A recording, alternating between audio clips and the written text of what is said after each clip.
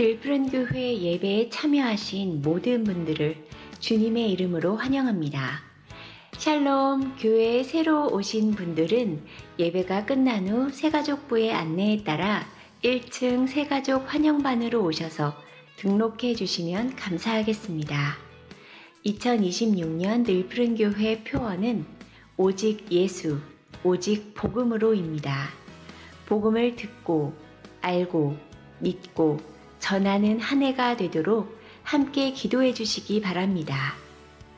수요 예배는 12주 과정의 교회 양육 프로그램인 성경 공부로 진행되고 있습니다. 말씀을 통해 구원을 점검하고 신앙을 바르게 세워가는 성경 공부 자리에 모든 성도님들을 초대합니다. 교재 구입은 2층 교역자실로 문의해 주시기 바랍니다. 교재비는 12,000원입니다. 수요 예배와 금요 기도회는 본당에서 은혜 가운데 드려지고 있습니다. 말씀을 듣고 하나님을 찬양하며 기도하는 예배의 자리에 성도님들의 많은 관심과 참여를 바랍니다. 순별 성경 통독이 1월 12일부터 시작될 예정입니다. 각 수는 순장님의 안내에 따라 진행되오니 순원들과 함께 성경 통독에 적극 참여해 주시기 바랍니다. 2026년 약속의 말씀 신방이 1월 26일부터 2월 13일까지 진행됩니다. 신청은 1층 게시판을 이용해 주시기 바랍니다. 이어서 이번 주 시집나 이야기입니다. 오늘 2부 예배 후 1려전도회는 본당, 3려전도회는 본당 성가대석에서 모입니다. 주일 기념 식사는 진동원 고애정 장로님 가정의 신년 감사, 최경의 집사님의 자녀 고등학교 졸업 감사로 정성껏 준비되었습니다. 오늘의 고백이 내일의 걸음이 되어 하나님과 함께 한 주를 살아가는 시집나 가족이 되기를 소망하며 지금까지 1월 둘째 주 교회 소식이었습니다. 할렐루야. 예배 가운데 나오신 여러분들 주님의 이름으로 축복하고 환영합니다. 우리 앞뒤 좌우에 계신 분들 보시면서 여러분이 할 수 있는 가장 밝은 미소로 잘 오셨습니다. 사랑합니다. 환영합니다. 한번 이렇게 인사 나누시죠.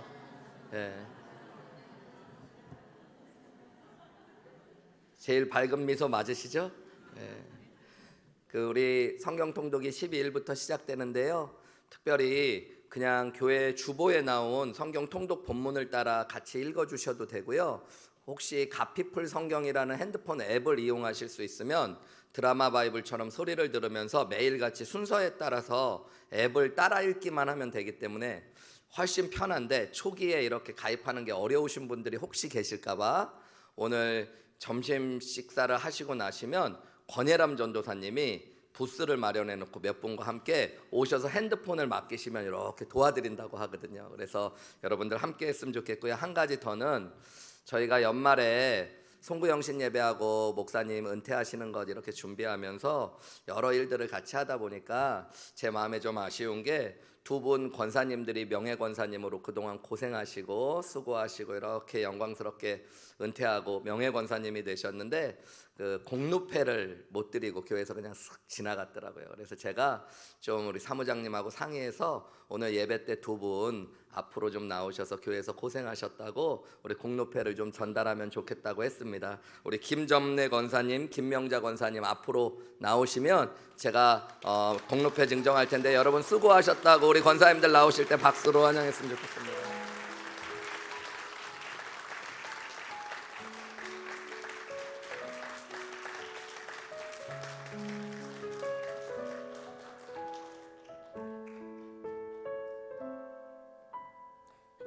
추대합니다. 성명 김점래. 지금까지 주님의 교회를 세우는 복음의 일꾼으로 걸어오신 아름다운 헌신과 섬김에 존경의 마음을 담아 시집나의 명예권사로 추대합니다. 2026년 1월 11일 기독교 한국 침례회 늘푸른 교회 담임 목사 이대섭 외 성도 일동.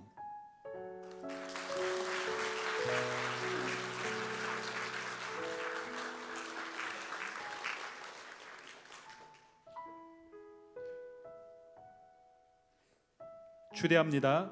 성명 김명자. 내용은 위와 같습니다. 2026년 1월 11일 기독교 한국 침례회 늘푸른 교회 담임 목사 이대섭 외 성도 일동.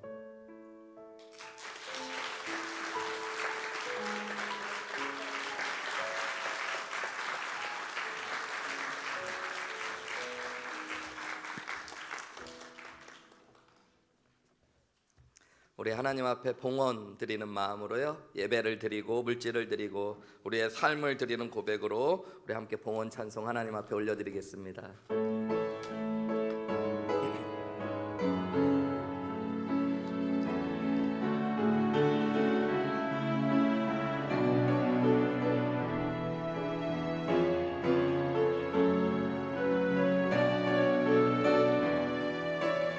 주님 큰 영광 받으소서. 주님 큰 영광 받으소서. 홀로 찬양 받으소서. 모든 이름 위에 뛰어난 그 이름 온 땅과 하늘이 다 찬양해. 겸손하게 우리 무릎 꿇고 주 이름 앞에 영광 돌리세. 모두 절하세. 독생자 예수 주님께 찬양을. 모든 영광과 존귀와 능력 받으소서. 받으소서. 영광과 존귀와 능력 받으소서. 받으소서.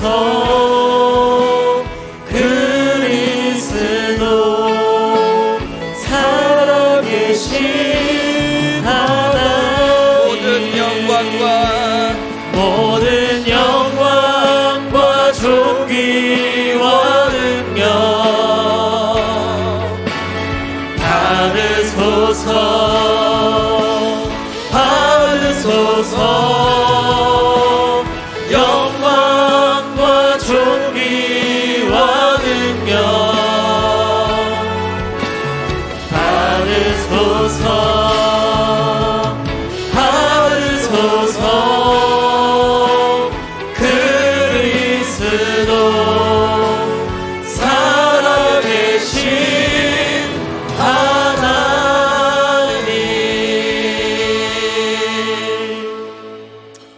기도하겠습니다. 사랑하는 하나님, 우리의 생명을, 마음과 뜻을 주님께 드리며 주님을 예배하고 사랑하며 살아가기 원합니다.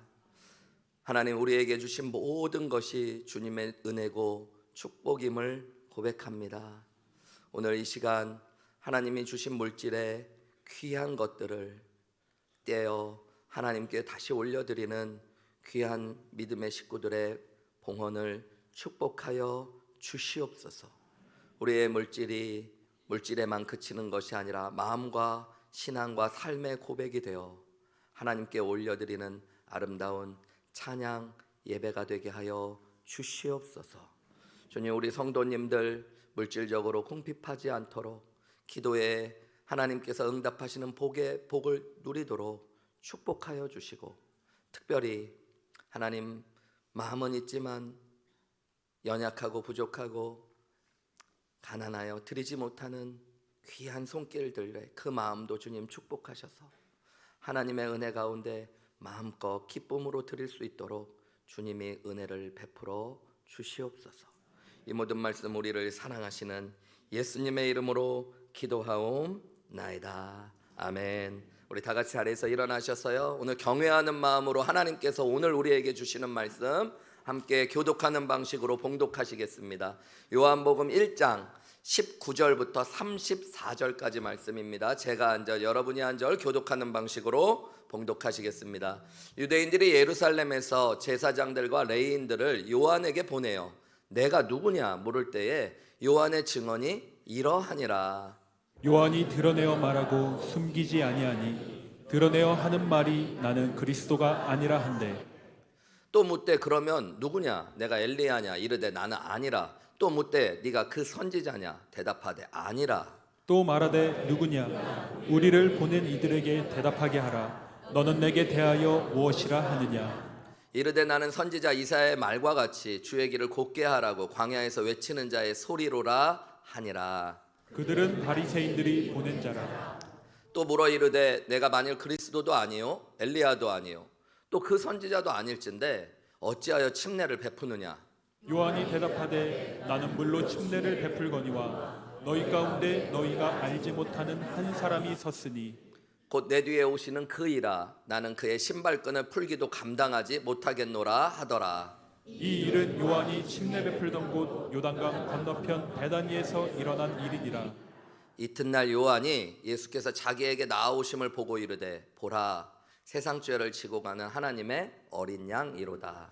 내가 전에 말하기를 내 뒤에 오는 사람이 있는데 나보다 앞선 것은 그가 나보다 먼저 계심이라 한 것이 이 사람을 가리킴이라.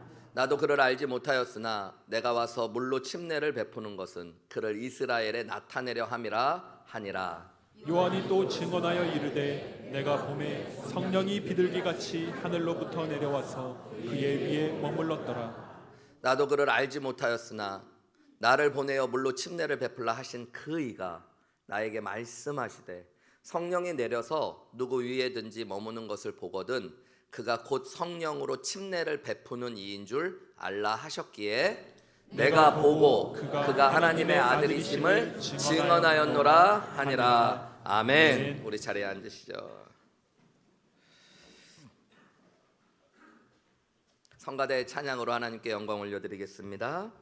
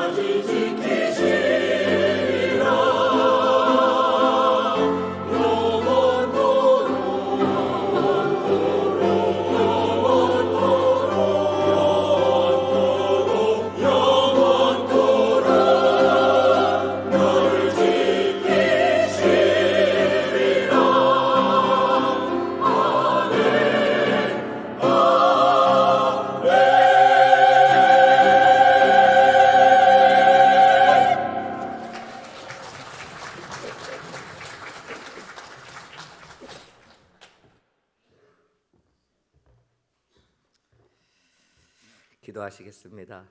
사랑하는 아버지 하나님, 감사합니다. 하나님 살아계심을 우리가 믿습니다. 그 하나님 우리와 함께 하십니다. 하나님이 사랑이심을 믿습니다. 그 사랑 안에 우리가 거하고 있습니다. 하나님 말씀하시는 하나님이신 줄 믿습니다. 오늘 우리가 그 말씀을 듣기 원합니다.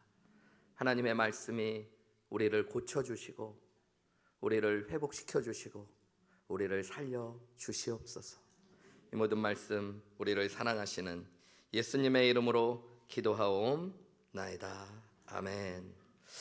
여러분은 혹시 여러분의 인생을 보면서 내가 잘 살고 있구나, 그리고 인생을 마치는 날 난 참 후회가 없다, 이렇게 고백하실 수 있으신가요? 인생을 살면서 내가 한 번뿐이 없는 인생이잖아요. 인생을 살았는데 맨 마지막에 갔을 때 나 잘못 살았다, 나 너무 후회한다, 그러면 안타까운 거잖아요. 저는 어느 날 이런 생각을 해봤습니다. 내가 잘 살고 있을까? 내가 마지막 호흡을 마치고 주님 앞에 섰을 때 후회하지 않을 수 있을까?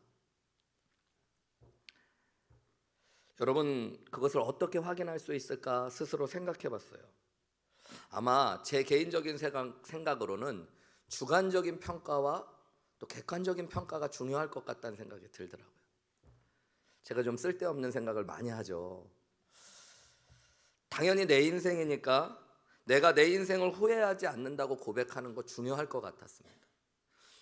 아무리 다른 사람이 잘 살았다고 해도 내가 내 인생을 후회한다면 그 인생은 성공적이라고 얘기하기 좀 어렵잖아요. 또 반대로 나는 잘 살았다고 생각하는데 객관적인 평가가 있다면, 그곳에서 나의 인생이 잘못됐다라고 이야기한다면 그것도 잘 산 것이 아닐 것 같다는 생각이 들었습니다.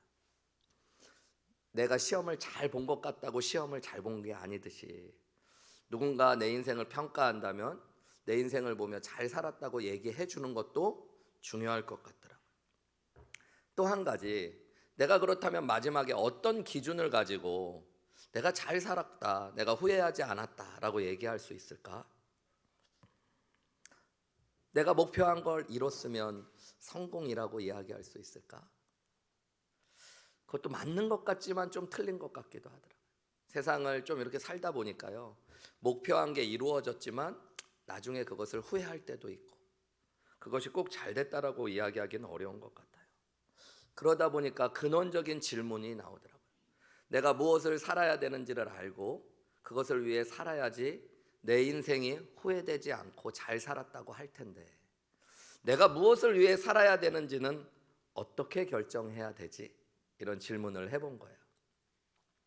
그러려면 내가 누구인지를 분명히 알아야 될 텐데, 그러다 보니까 두 가지 중요한 질문이 남게 되더라고요. 그게 뭐냐면, 나는 누구일까? 그리고 나는 왜 살고 무엇을 위해 사는 걸까? 여러분, 이게 실제로 철학에서도 가장 중요한 근본적인 질문 두 가지입니다. 나는 누구인가? 그리고 나는 무엇을 위해 사는가? 존재의 이유와 목적. 여러분, 거창하게 얘기하지 않아도 그런 질문이나 고민을 해보신 적 있나요? 나는 누구인가? 나는 무엇을 위해 살아야 되는가? 제가 그런 고민이 있었고 또 고민을 한 적이 있었기 때문에 또 오늘 설교를 준비하면서 이런 질문이 떠올라서, 요즘에는 인터넷이 발달했잖아요. 그래서 챗 GPT에다 물어봤어요. 나는 누구인가? 나는 무엇을 위해 살아야 되는가? 인간은 누구인가? 인간은 무엇을 위해 살아야 되는가? 근데 바로 대답을 해주더라고요. 네. 답이 없다, 이렇게 나와요. 여러분 한번 쳐보세요. 답이 없다. 그런데 이것은 인간이 추구해왔던 철학의 가장 근본적인 질문으로 답은 없지만 자신만의 답을 찾아가는 것이 중요하다, 이렇게 나와 있어요. 과정이 중요하다, 이렇게 나와요. 맞는 말 같고 괜찮은 말 같은데 여러분, 너무 허무하지 않아요? 우리가 한 번뿐이 없는 인생을 사는데 내가 누구인지도, 내가 무엇을 살아야 되는지를 답이 없다면, 그냥 우리는 진화론이 이야기하듯이 그저 이 땅에 우연히 존재했다, 우연히 살다가는 의미 없는 존재라면, 여러분, 우리 인생이 마지막 날 무엇을 하든 무슨 상관이 있고 내가 잘 살았다 못 살았다 어떻게 이야기할 수 있겠습니까? 정말로 나는 누구인지 무엇을 위해 살아야 되는지 답이 없다면 심지어 왜 살아야 되는지에 대한 고민도 답을 찾을 수 없는 겁니다. 여러분, 근데 감사한 건 하나님의 말씀은 우리에게 내가 누구인지 그리고 우리가 무엇을 위해 살아야 되는지 알 수 있도록 하나님께서 말씀하고 계시고요. 그것뿐만 아니라 그것을 알게 되면 내 인생의 마지막 날 내가 잘 살았는지 후회하지 않을지도 깨달을 수 있다고 알려주고 계세요. 오늘 그 답이 본문 말씀에 담겨져 있습니다. 우리가 함께 읽었던 본문 말씀 요한복음 1장 19절부터 34절에는요 침례 요한이라는 사람의 이야기가 등장합니다. 여러분, 성경에는 유명한 요한 두 명이 등장해요. 한 사람은 사도 요한, 예수님의 제자 요한입니다. 이 우리가 나누고 있는 요한복음을 적은 요한이에요. 야고보의 형제로서 예수님의 제자, 아주 가까운 제자 중에 한 사람이 요한입니다. 이 요한은 요한 1, 2, 3서 요한계시록도 적었던 예수님의 제자죠. 근데 오늘 본문에 나오는 요한은 그 요한이 아니라 침례 요한이라는 요한입니다. 이 요한은 예수님과 외가 쪽으로 친척이었어요. 그리고 예수님보다 6개월 먼저 태어난 사람입니다. 요한의 아버지는 성경에 보면 제사장 사가랴였다고 그래요. 그의 어머니는 엘리에셀이라고 하는 유명한 엘리사벳이라고 하는 유명한 여인이었습니다. 한마디로 믿음 좋은 어머니, 그리고 종교 지도자로 당시에 권세 있고 꽤 출세한 아버지 집에서 태어난 사람이 침례 요한이에요. 좋은 집에 태어난 사람이죠. 근데 그는 좋은 집에서 태어났지만 하나님의 부르심을 따라 가지고요 하나님 앞에 나실인으로 서약했다라고 성경에 나옵니다. 이 나실인은 거룩하게 세상과 구별되어 사기로 헌신하면서 머리도 깎지 않고 독주를 입에 대지도 않고 살아가는 사람을 의미해요. 한마디로 거룩함을 위해 몸부림치고 애썼어요. 그는 평생 광야에 나가서 낙타 털옷을 입고 메뚜기와 석청을 먹으며 청빈한 삶을 살았던 사람입니다. 선지자로서의 부르심을 받고 말씀을 전하는 일을 시작했는데요 그의 설교에 수많은 사람들이 몰려들었습니다. 설교에 많은 사람이 모여든 것뿐만 아니라 그의 설교에 사람들이 다 반응하기 시작했습니다.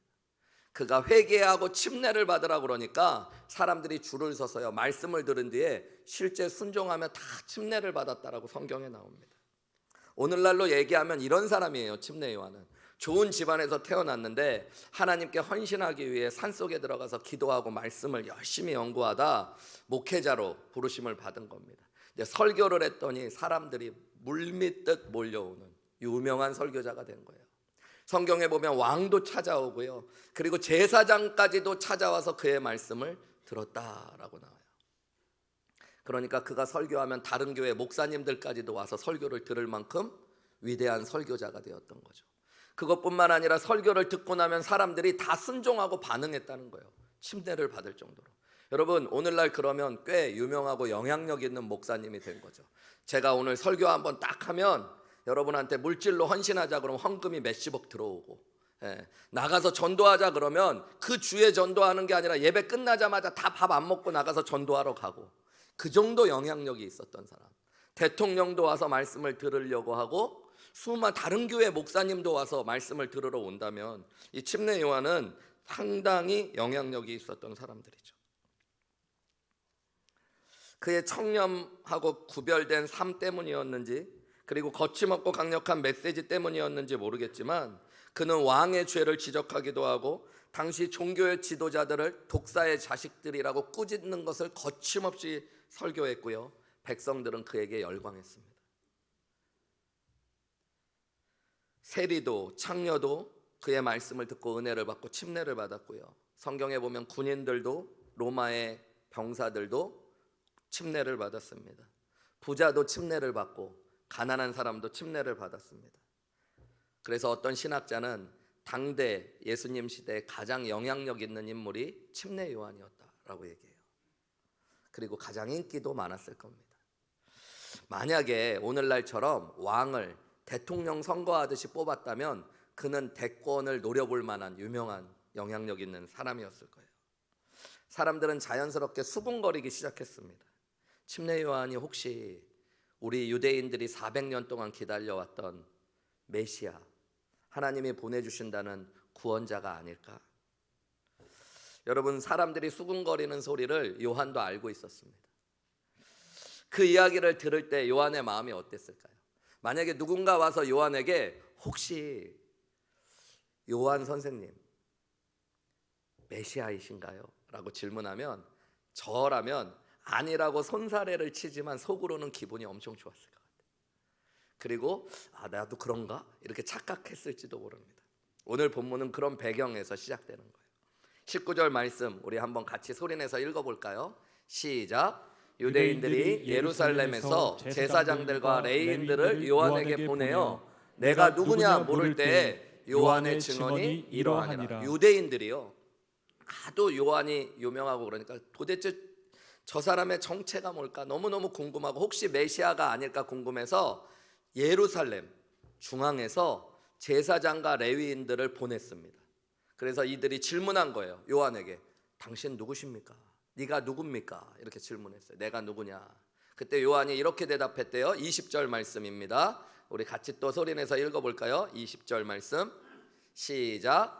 요한이 드러내어 말하고 숨기지 아니하니, 드러내어 하는 말이 나는 그리스도가 아니라 하는데, 여기 보면 숨기지 않았다라고 하는 말은 거침없이 드러냈다는 겁니다.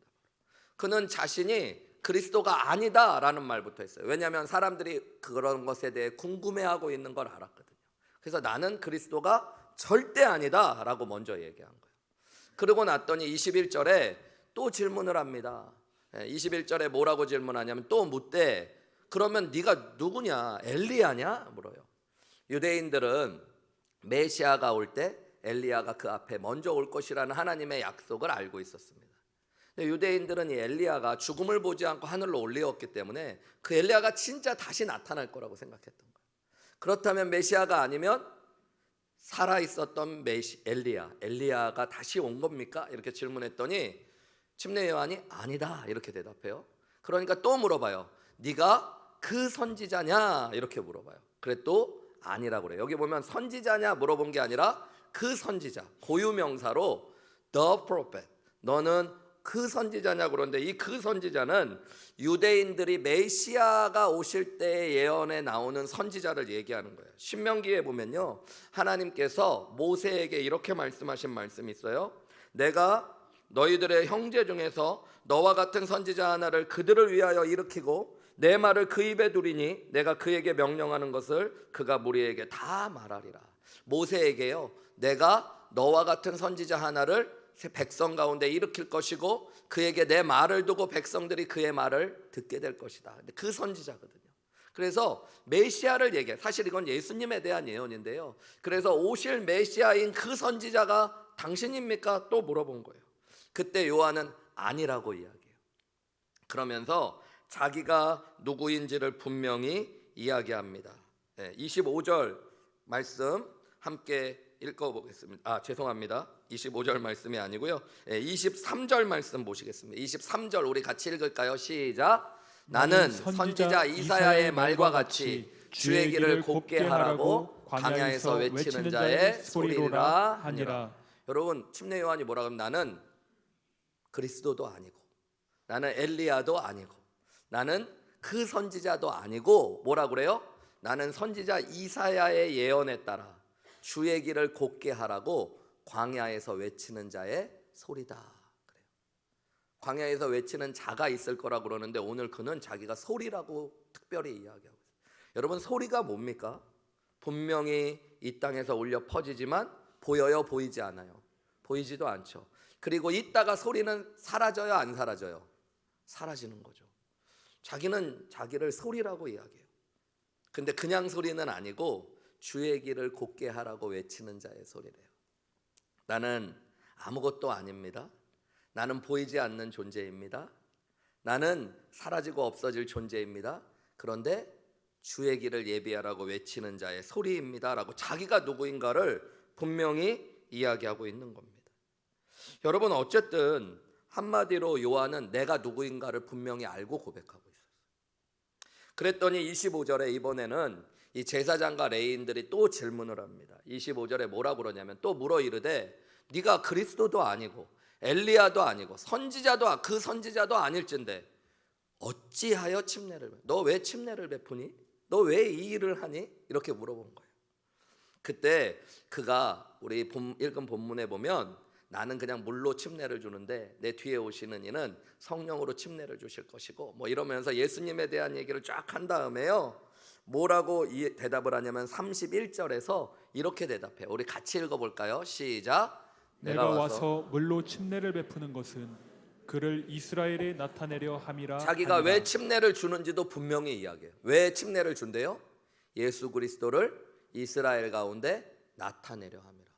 내가 왜 이 일을 하는지, 자신의 삶의 목적이 무엇인지를 이 짧은 대답 안에 그는 분명히 대답합니다.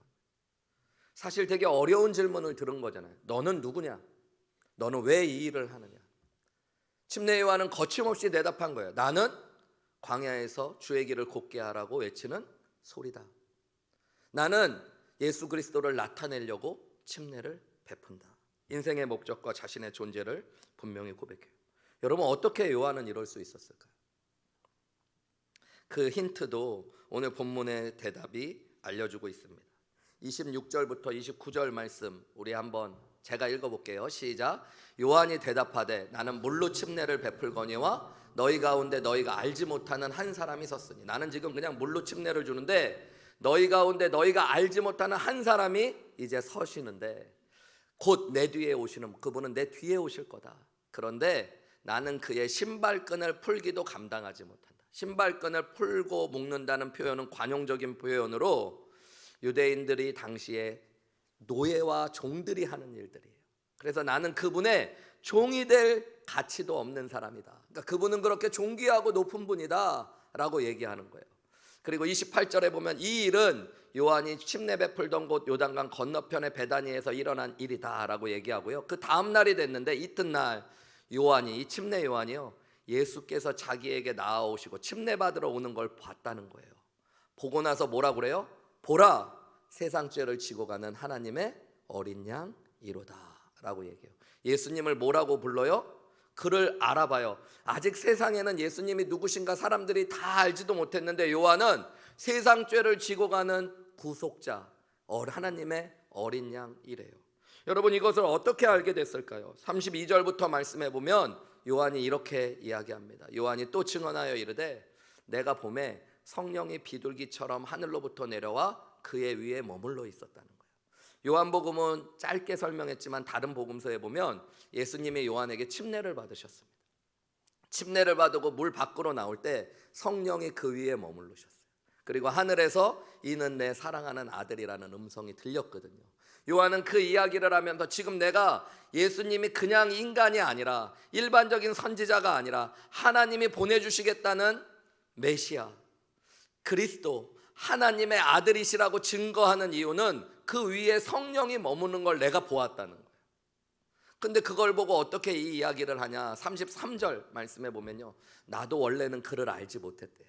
그가 누구신지 예수님이. 그런데 나를 보내어 물로 침례를 베풀라 하신 그가 누굴까요? 하나님 아버지께서 나에게 말씀하시되 성령이 내려와서 누구 위에 머무는 것을 만약에 보게 된다면 그가 성령으로 침례를 베풀 메시아 구원자인 줄 알라고 알려주셨다는 거예요. 그리고 자기가 침례를 주는데 예수님 위에 성령을 보신 거예요.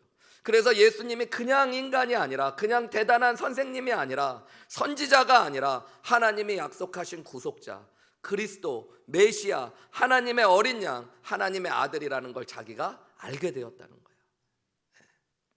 그렇게 오늘 34절 말씀에 보면 그래서 이렇게 그것을 내가 보았기 때문에 내가 보았고 내가 그가 하나님의 아들이심을 알았고 그래서 내가 지금 뭐하고 있는 거예요? 증거하고 있다. 여러분 이제 말씀을 우리가 살펴봤어요. 침례 요한은 누구를 만났대요? 예수님을. 그리고 예수님이 누구신가를 알게 됐대요. 그죠? 무엇을 통해서? 성령의 역사와 하나님의 말씀을 통해. 예수님이 누구신가를 알고 났더니 예수님이 하나님의 아들이시며 하나님 본체이시며 세상을 창조하신 분이시며 이 땅에 우리의 죄를 위해 죽기 위해 오신 하나님의 어린 양, 그분을 알게 됐더니 요한은 자연히 내가 누군가를 알게 된 거예요. 세상 사람들이 나를 메시아처럼 떠받들지만 내가 예수님 앞에 서니까 나는 소리처럼 연약하고 없어지고 사라질 존재. 그렇지만 그분의 길을 예비하라고 불러주신 하나님의 특별한 은혜를 받은 사람. 내 인생이 사람들을 불러 모으기 위해서 인기와 권세를 얻고 세상을 바르게 세우기 위해서 존재하는 사람이 아니라 예수님을 증거하고 나타내기 위해 살아야 되는 사람인 걸 알게 된 거예요. 여러분, 오늘 본문의 말씀이 무엇을 우리에게 얘기해 줄까요? 예수님은 우리가 누구인지, 우리가 무엇을 위해 살아야 되는지 알려주시는 분이라는 겁니다. 여러분, 우리가 예수님을 진짜 누구신지를 알고 만날 때 내가 누구인지, 또한 우리가 누구를 위해 무엇을 위해 살아야 되는지도 알게 된다는 겁니다. 앞에 했던 질문, 내가 누구인지 무엇을 위해 살아야 되는지에 대한 대답을 찾기 어려운 건 우리가 기준을 못 잡기 때문이에요. 여러분, 사람이 자기를 잘 알 것 같지만 자기를 잘 모릅니다. 저는 여러분 보실 때 키가 커요, 작아요? 잘 모르시겠어요? 어렵나? 제가 그리 크지는 않잖아요. 그죠? 좀 작죠. 저는 어렸을 때부터 작았고 커서도 작고 줄곧 작았어요. 근데 여러분, 제가 작은지 제가 어렸을 때는 잘 몰랐어요. 학교를 가기 전까지. 왜 그랬을까요? 저희 집 식구가 5인데 어머니, 아버지, 누나 둘이 있거든요. 다 저보다 작아요. 저희 집 식구들은 원래 작기 때문에 저는 제가 그렇게 작은 사람이에요. 근데 학교를 가보니까 여러분, 친구들과 비교해 보니까 제가 작은 거더라고요. 제가 그냥 그래도 엄청 작지는 않잖아요. 그죠? 적당히 작은 줄 알았어요. 근데 여러분, 미국에 가보니까 엄청 작은 거더라고요. 기준이 바뀌니까. 그죠? 사람이 내가 누군가를 잘 모르는 이유는 우리끼리 비교하니까 어떨 땐 내가 괜찮은 사람 같아 보이기도 하고, 우리 늘푸른 교회 안에서 비교하니까 내가 헌신도 꽤 많이 하는 것 같고 좋은 집사 같고 장로 같고 뭐 이렇게 되거든요. 근데 여러분, 비교가 바뀌면 달라지기 시작합니다. 정말로 헌신하고 충성스러운 앞에 서면 내가 부끄러워질 수 있는 거죠. 예수님을 만나야지 여러분, 우리는 내가 누구인가를 그래서 정말로 알게 되는 거예요.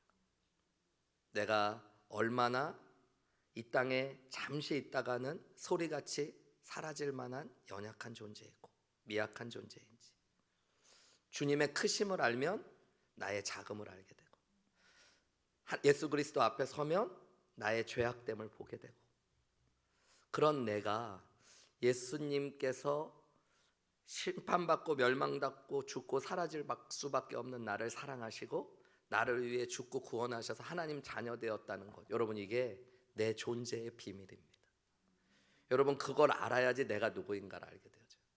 누군가의 엄마, 누군가의 아빠, 누군가의 남편, 아내, 어느 교회의 집사, 장로, 권사, 이런 직분보다 여러분, 그런 건 있다가도 없고 없다가도 사라질 수 있는 건데, 여러분, 그거보다 훨씬 더 중요한 존재는 내가 하나님 안에서 거룩하게 창조되었지만 죄악 가운데 하나님의 자녀 될 수 없고 죽고 심판받을 수밖에 없는 존재였고, 그런 내가 예수 그리스도의 십자가의 공로로 구원받고 은혜받아 하나님 자녀 되었다는 것, 여러분, 이거는 변함없고 사라지지 않는 영원한 나의 존재고 가치인 줄 믿으시기 바랍니다. 그래서 예수님을 만나면 내가 누구인지 알게 돼요.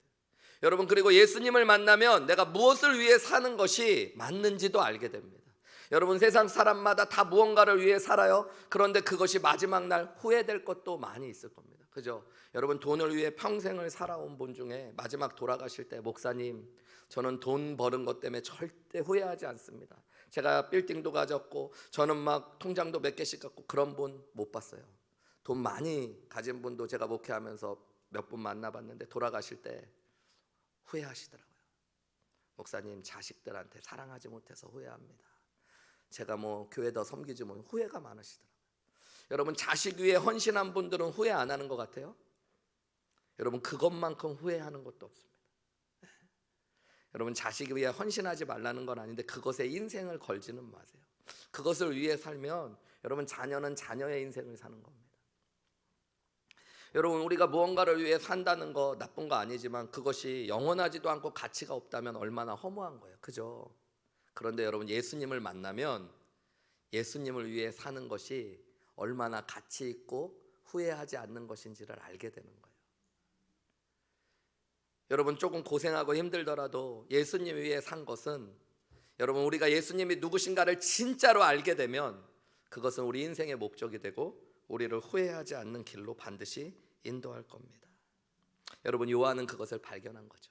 그래서 오늘 본문의 말씀은 우리도 예수님을 만나면 예수님이 누구신가를 분명히 알면 그분이 우리에게 내가 누구인지 그리고 무엇을 위해 살아야 되는지 알려주시는 분이라는 거예요. 여러분 저는 우리 늘푸른교회 모든 성도님들이 예수님을 알고 만나감으로 내가 누구인지 무엇을 위해 살아야 되는지 알게 되는 귀한 축복이 있으시기를 주님의 이름으로 축원합니다. 여러분 혹시 혼자 성경을 읽을 때도 이런 요한에 대한 이야기를 읽으면 우리는 자꾸 습관적으로 인본주의적으로 말씀을 봐요. 그래서 요한을 본받으려고 하고 요한이 얼마나 겸손한가 보고. 근데 실제로 성경은 요한의 겸손을 얘기해 주지 않아요. 참 안타까운 것은 제가 설교를 준비하면서도 오늘 본문의 말씀을 설교한 목사님들의 설교를 들어보면 그런 설교가 많아요. 요한이 얼마나 겸손하냐, 자기가 아니라고 그러고 예수님 앞에 신발끈도 풀지 못한다고. 그러니까 우리 겸손합시다. 맞는 얘기고 좋은 얘기 같지만 여러분 성경은 요한을 본받으라고 이야기하고 있죠. 예수님이 누구신가를 아는 게 성경의 본질이에요. 여러분 예수님은 만유의 창조자이시고 우리의 구원자 되시는 하나님이시기에 그분을 만나면 우리의 인생이 무엇을 위해 살아야 되고 어디에 서 있는지를 분명히 알게 되는 줄 믿으시기 바랍니다. 여러분 예수님이 하나님의 아들이시며 날 위해 생명을 주시고 날 구속하신 구원자라는 걸 정말로 알게 되면 찬송가의 가사처럼 날 대속하신 예수께 내 생명 모두 드리니 나 구주 위에 살리라 내 기쁨 한량 없으리라는 고백이 내 고백이 되는 거예요. 고린도전서 10장 31절은 뭐라고 그래요? 그래서 너희가 먹든지 마시든지 무엇을 하든지 다 하나님의 영광을 위해 하는 거예요. 여러분 그게 우리 믿음이 되는 겁니다. 그게 후회하지 않는 길이에요. 여러분 사명을 알게 되고 그 사명을 깨닫게 되고 그 사명을 이룬 인생이라면 후회하지 않는 인생이겠죠. 인생을 살면서 사명이 뭔지도 모르고 여러분 사명을 이루지도 못하고 산다면 열심히 살 만큼 후회할지도 모릅니다.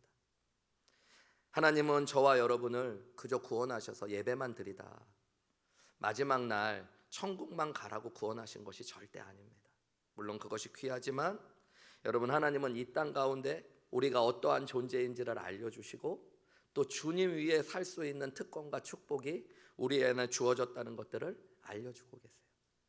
여러분 주님 위에 살라고 그러니까 다 목사님 되라는 거 아닙니다. 여러분 요한은 똑같이 침례를 줬지만 예수님 만나고 났더니 자신이 왜 침례를 주는지 분명히 알게 되고 고백하게 되잖아요. 자녀를 주부로 양육하더라도 예전에는 이 자녀 잘 키워가지고 자녀가 잘 돼서 내가 어깨 좀 펴고 사는 게 목적이었다면 여러분 이제는 예수님을 위하여 자녀를 잘 양육하시기를 주님의 이름으로 축복합니다. 직장을 다녀도 여러분 예전에는 돈 벌고 처자식 먹여 살리려고 열심히 사셨다면 나쁜 거 아니지만 여러분 예수님 만났다면 이제 예수님 위하여 직장에서 최선을 다해 일하시는 여러분 되시기를 주님의 이름으로 축원합니다. 오늘 예배를 드릴 때도 여러분 오늘 우리 누구를 위해 예배 드려야 돼요? 예수님을 위해 예배 드리셔야 돼요.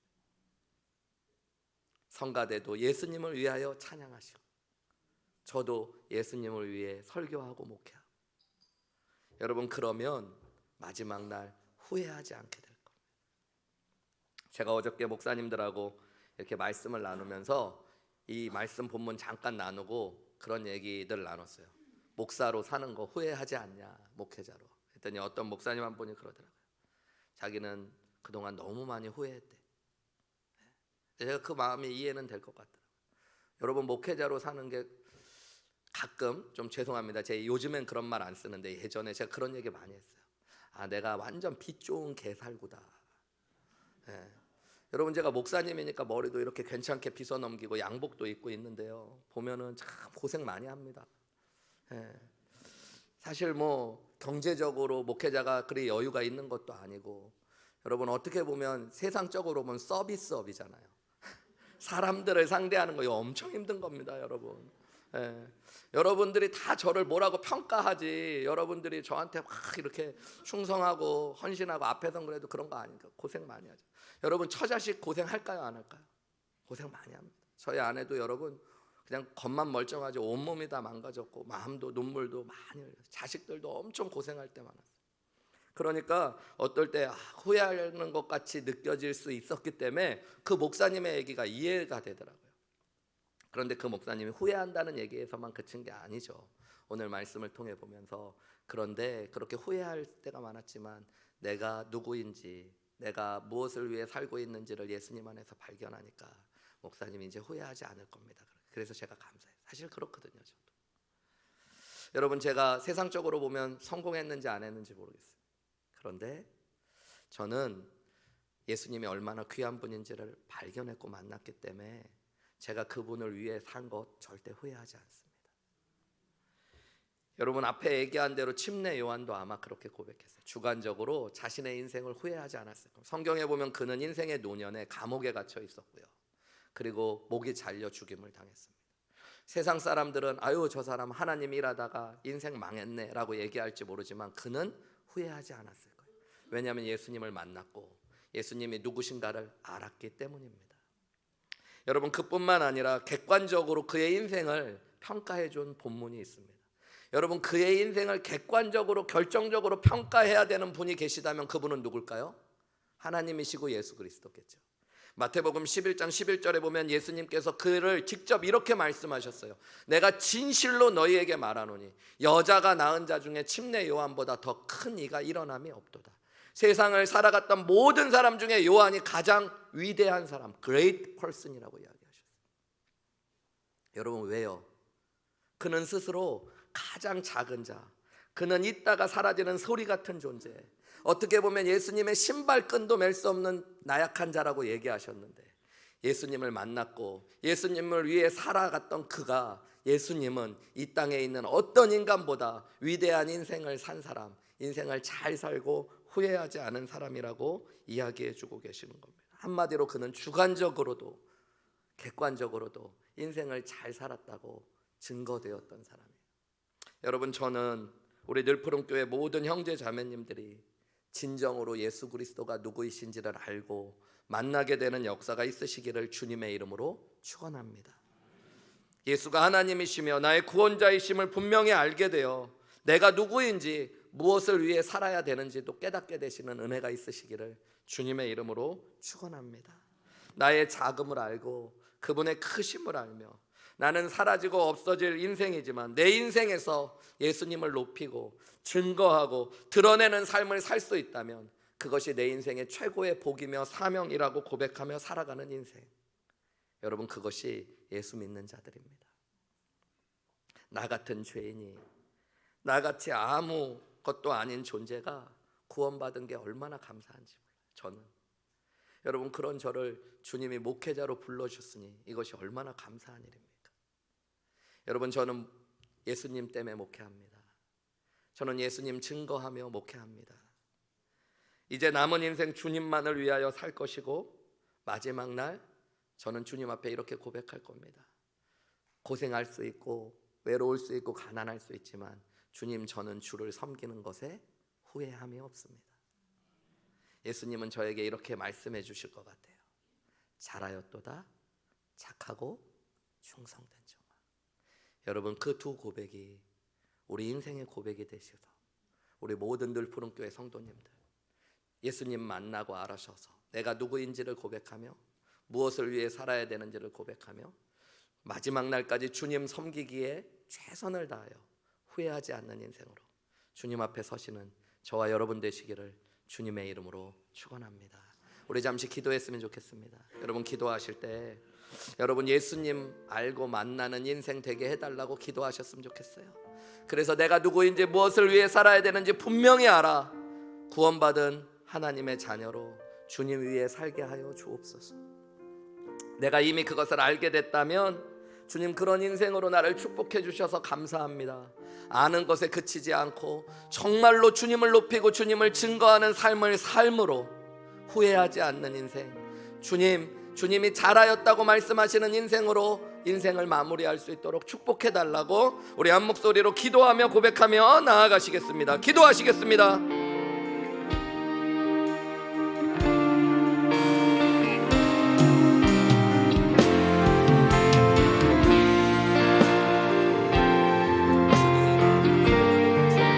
주님을 아는 인생, 하나님 우리의 인생 앞에 주님을 높이시는 그 인생으로 주님과 함께하는 놀라운 삶을 살아갈 수 있도록 도와주시옵소서. 주님을 섬기고 주님을 높이고 주님과 함께하는 우리 인생, 하나님 아름다운 열매가 되기를.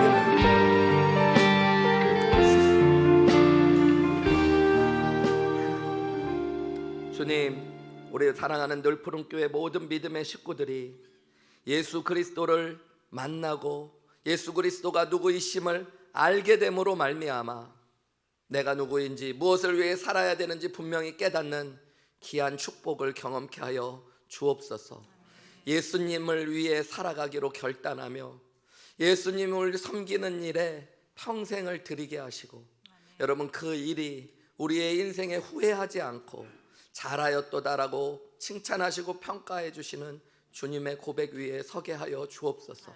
세상 사람들이 몰라주고 손가락질하고 때로는 가난하고 고난스럽고 하나님 힘들고 외로울 수 있지만 우리 모두 이 믿음의 길을 아름답게 걸어가게 하여 주시옵소서. 이 모든 말씀 예수님의 이름으로 기도하옵나이다. 아멘. 우리 다 같이 자리에서 일어나셔서요, 오늘 주신 말씀 생각하시면서 기도하는 마음, 결단하는 마음으로 찬양하시고 제가 축도함으로 예배를 마치겠습니다.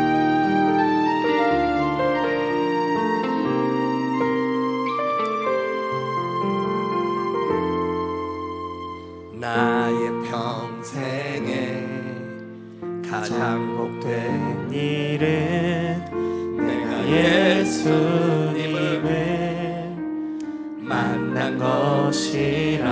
아멘. 나의 평생에 가장 잘한 일은 내가 예수님을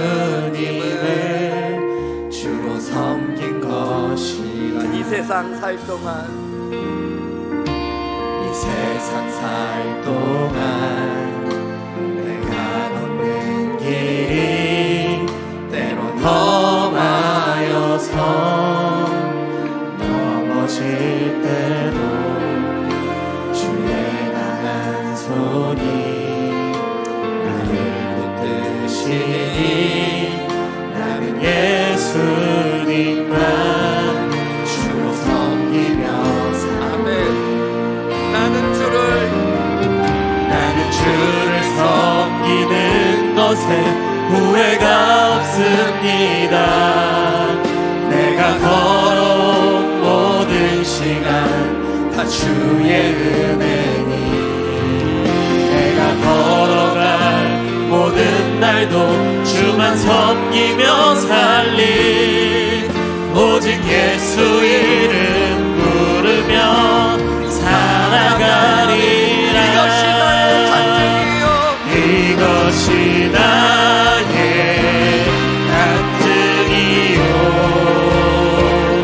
이것이 나의 찬송일세. 나 사는 동안 끊임없이 주를 찬송하리로다.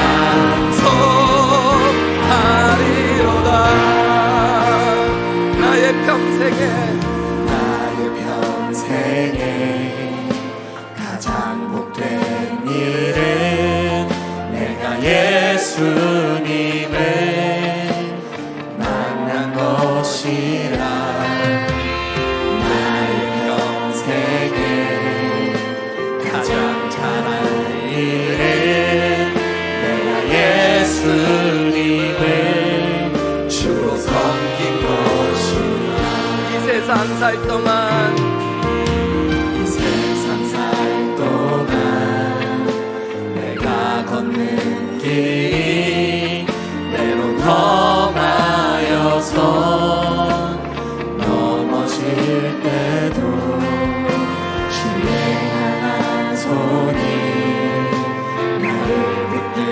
계시니 나는 예수님만 주로 섬기며 아멘. 나는 주를 섬기는 것에 나는 주를 섬기는 것에 후회가 없습니다. 내가 걸어온 모든 시간 다 주의 은혜니 내가 걸어갈 모든 날도 주만 섬기며 살리 오직 예수 이름 부르며 살아가리라. 이것이 나의 간증이요 이것이 나의 찬송일세. 나 사는 동안 끊임없이 구주를 찬송하리로다.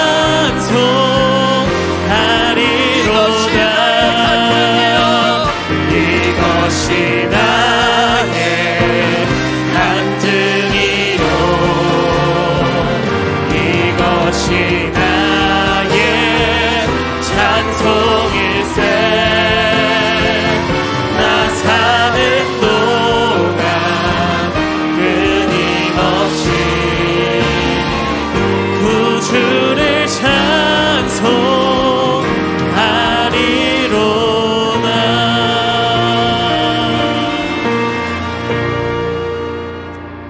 주님, 나의 평생에 가장 복된 일은 내가 예수님을 만난 것입니다.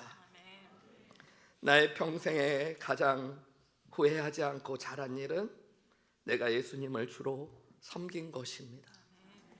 여러분, 우리 이 고백이 우리의 마지막 고백이 되기를 소망합니다. 주님, 오늘 우리를 예배의 자리로 인도하시고 말씀 앞에 세워주심을 감사합니다. 침례 요한을 통해 하신 하나님의 일을 우리가 함께 나누며 예수님을 만나고 예수님을 알아가는 인생이 내가 누구인지 무엇을 위해 살아야 되는지를 알게 되며 후회하지 않는 인생으로 살아가게 한다는 것, 하나님 오늘 우리를 그 믿음의 삶으로 초대해 주심을 감사합니다. 믿음으로 살게 하시고 주를 위해 살게 하여 주시옵소서. 마지막 날 후회하지 않고 잘하였도다 착하고 충성된 종이라고 칭찬하시는 주님의 고백 앞에 우리들 부른 모든 믿음의 식구들 함께 서게 하여 주시옵소서. 이제는 우리 주 예수 그리스도의 은혜와 하나님 아버지의 극진하신 사랑하심과 성령 하나님의 감화감동 교통하심의 역사가 우리 사랑하는 모든 믿음의 식구들 위에 이 시간부터 항상 함께 하시기를 예수 그리스도의 이름으로 간절히 축원하옵나이다. 아멘.